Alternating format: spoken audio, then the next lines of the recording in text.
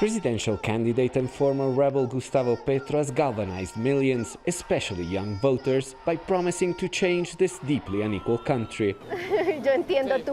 20-year-old Stephanie Ramirez decided to volunteer for Petro's campaign after she was unable to pay for her college during the pandemic and her parents struggled to keep their small shop open.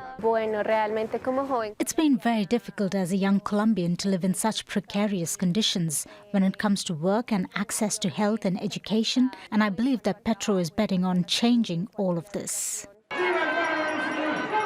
Last year, she joined tens of thousands of other young Colombians to protest against living conditions.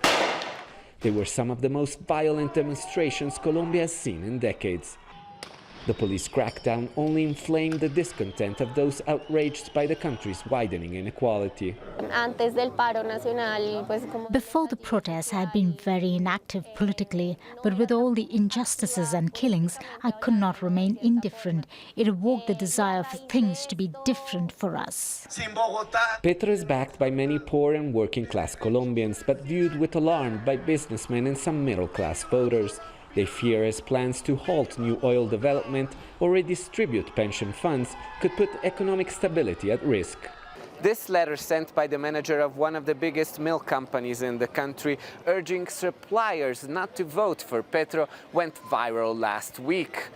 It says Petro would put at risk private property and the freedom of enterprise in the country. A Petro clause has also been added to a number of contracts this year, allowing the parties to scrap the deal if the former guerrilla comes to power.